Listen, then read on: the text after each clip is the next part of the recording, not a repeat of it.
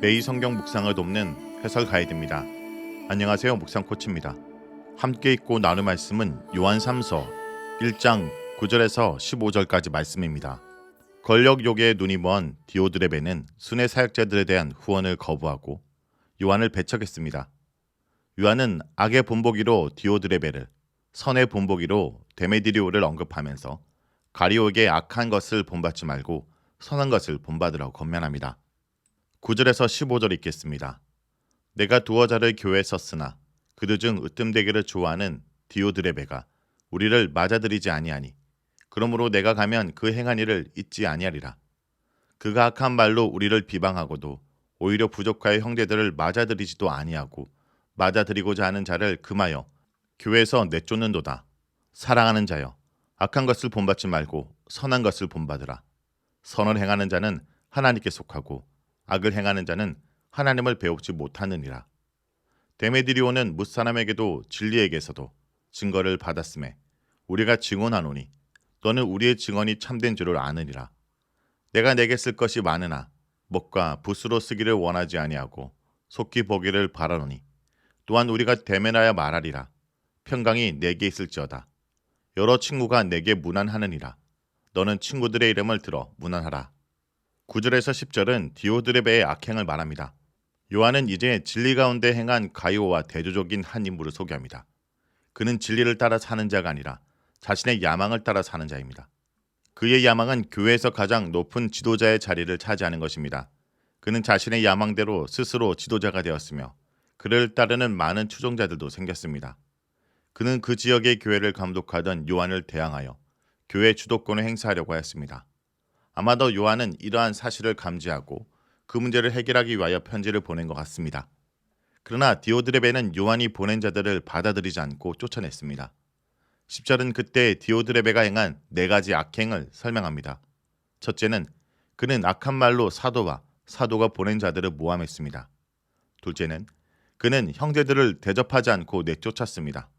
셋째, 그는 다른 성도들에게도 그를 대접하지 못하도록 방해했습니다.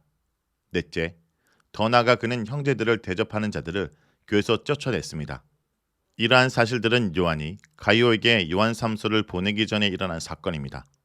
요한은 이제 가이오에게 그것을 상기시키면서 그의 악행을 따르지 말라고 권면합니다. 요한은 자기가 직접 교회를 방문하게 되면 그의 악행을 잊지 않고 반드시 벌할 것이라 말합니다. 사실 요한이 디오드레베에게 취할 수 있는 행동은 아무것도 없습니다. 그가 할 수 있는 유일한 것은 아직까지 그를 따르지 않고 진리 가운데 행하는 자들에게 그를 따르지 말라고 권면하는 것뿐입니다. 디오드레베가 교리적으로 어떤 문제가 있었는지는 알 수 없습니다. 사도가 이에 대해 전혀 언급하지 않는 것을 보면 그가 특별한 이단적 교리에 빠진 것은 아니었을 것입니다. 그러나 진리를 알고 있다 하더라도 세상적인 탐욕과 야망에 눈이 멀어 진리를 행하지 않는다면 그는 더 이상 하나님의 자녀가 아닙니다. 진리를 아는 것과 진리를 행하는 것은 하나가 되어야 합니다. 11절은 악한 것을 본받지 말고 선한 것을 본받으라 말합니다. 사도는 가이오에게 사랑하는 자여 라는 애착을 표현하면서 그에게 한 가지를 권면합니다. 악한 것을 본받지 말고 선한 것을 본받으라 라는 이 사실의 권면은 이 서신의 핵심이라 할 수 있을 만큼 이 서신의 내용을 잘 반영합니다. 선과 악을 이원론적으로 대조시키는 것은 요한 서신의 중요한 수사법입니다. 선과 악의 대조와 함께 빛과 어둠, 진리와 거짓, 사랑과 미움 등과 같이 서로 대립적인 개념은 하나님의 자녀인지 아닌지를 분별하는 중요한 시금석입니다. 따라서 사도는 선을 행하는 자는 하나님께 속하고 악을 행하는 자는 하나님을 보지도 못한 자라고 말합니다. 여기서 하나님을 보지도 못했다라는 것은 하나님과 아무런 상관도 없을 뿐 아니라 아예 하나님을 알지도 못한다는 것입니다. 디오드레베가 아무리 교회 지도자 역할을 하고 진리를 가르치는 것처럼 행동한다 하더라도 그는 하나님을 모르는 사람입니다. 요한일서 3장 6절에도 그 안에 거하는 자마다 범죄하지 아니하나니 범죄하는 자마다 그를 보지도 못하였고 그를 알지도 못하였느니라 라고 말합니다. 디오드레베 사건은 우리에게 중요한 교훈을 줍니다. 교회에서 중요한 직분을 얻거나 영향력을 행사하는 것보다 더 중요한 것은 진리 가운데 행하는 것입니다. 명예나 권력이나 재물에 집착하게 되면 눈이 어두워져 하나님을 보지 못하게 되고 선을 행할 수 없게 됩니다. 12절은 데메디리오를 추천하는 내용입니다. 사도는 앞서서 가이오에게 악을 본받지 말고 선을 본받으라고 했습니다. 이제 그가 본받을 만한 사람을 소개하는데 그는 데메디료입니다. 아마 데메디료는 사도의 편지를 가이오에게 전달하는 사람이었을 것입니다. 사도는 그가 얼마나 신실한 사람인지 삼중적인 증거를 통해 설명합니다. 첫째, 데메디료는 많은 사람들에게 증거를 받은 사람들입니다. 여기서 증거를 받다라는 동사는 칭찬받다라는 뜻도 있습니다. 그는 같은 동료인 믿음의 형제들에게 칭찬을 받았으므로 그의 신실함이 증거된 사람입니다. 둘째, 그는 사람들에게뿐 아니라 진리에게도 증거를 받았습니다. 이것은 그의 모든 행위가 진리 가운데 행하는 것임을 증거받았다는 뜻입니다. 셋째, 요한 자신도 그를 증거합니다. 요한은 그의 스승과 같은 사람입니다. 그러므로 스승인 요한은 데메디료가 얼마나 신실한 동력자이며 조력자인지 누구보다 잘 알고 있으며 이제 가이오에게 그를 추천합니다. 요한이 여기서 이렇게 데메디료의 진실함을 삼중적으로 증거한 것은 아마 구약의 율법에 따른 행동처럼 보입니다. 유대인의 율법에는 믿을 만한 증거는 반드시 두세 사람의 이상의 증거가 필요합니다. 데메디료는 이렇게 증거를 받았으므로 가이오는 의심 없이 그를 영접할 수 있을 것입니다. 사도는 가이오에게 자신의 증거가 참된 것인 줄을 잘 알고 있을 것이라 말합니다. 이제 가이오에게는 두 종류의 사람이 소개되었습니다. 첫째는 본받아서는 안 될 디오드레베로, 그는 경고의 모델입니다. 그를 본받는 것은 진리를 버리고 하나님을 떠나는 것입니다. 둘째, 데메디료는 그가 본받아야 될 모델입니다. 그러므로 가이오는 그를 영접하고 잘 대접하여 진리의 사역에 함께 동참하는 자가 되어야 합니다. 13절에서 15절은 끝인사입니다. 끝인사는 요한 이서와 유사합니다.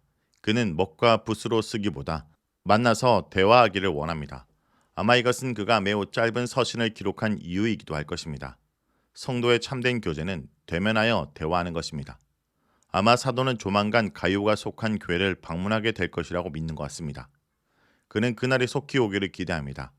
그는 가이오에게 평강을 빌면서 문안 인사를 마치는데 그와 함께 있는 많은 친구들도 가이오에게 문안을 보냅니다. 사도는 또한 가이오뿐 아니라 여러 친구들에게 각각 개별적으로 문안 인사를 전달해 달라고 부탁합니다. 이것은 그의 서신이 가이오뿐 아니라 교회 다른 형제들에게도 읽힐 것이라고 생각했던 것 같습니다. 요한이 특별히 평강으로 문안 인사를 마치는 것은 가이오가 속한 교회가 평화롭지 않았기 때문일 것입니다. 디오드레베는 자신의 지도자적 위치를 지키기 위해서 교회를 갈등과 분란으로 빠뜨렸을 것입니다. 그는 자기를 따르지 않는 성도들을 추방하기도 했습니다. 사도는 그러한 상황에서 디오드레베를 따르지 않고 진리 가운데 행하는 친구들에게 평강을 빌고 있습니다. 자, 여기까지가 요한3서 1장 9절에서 15절까지 말씀입니다. 오늘 말씀을 통해 우리는 무엇을 묵상하고 적용해야 할까요? 으뜸되기보다 섬기고 대접하기를 좋아해야 합니다. 예수님은 자리다툼을 하는 제자들에게 누구든지 으뜸이 되고자 하는 자는 모든 사람의 종이 되어야 하리라 라고 말씀하셨습니다. 디오드레베는 장로와 형제들의 방문을 완력으로 막아낼 만큼 교회 안에서 힘이 있는 인사였지만 가진 힘을 주님의 뜻이 아닌 자신의 뜻을 관철하는 데만 사용하였습니다. 그가 스스로 높아져서 교회 위에 군림하며 교회를 좌지우지했지만 그로 인해 교회는 분쟁과 다툼으로 몸살을 앓았습니다. 예수님의 몸된 교회는 결단코 이와 같은 지도자를 원하지 않습니다. 교회 지도자 자리는 겸손히 섬기는 자리이며 나뉜 것을 하나 되게 하는 자리입니다. 진정한 권위는 자리나 지위에서 나오는 것이 아니라 성품과 모범에서 나오는 것입니다. 사랑과 존경은 강요에서 나오는 것이 아니라 마음에서 우러나오는 것입니다. 그러므로 여러분이 섬기고 있는 우리 공동체의 지도자들이 그런 지도자가 되게 해달라고 기도하기 원합니다. 그리고 여러분 또한 여러분이 있는 곳에 그런 지도자가 되길 간절히 기도드립니다.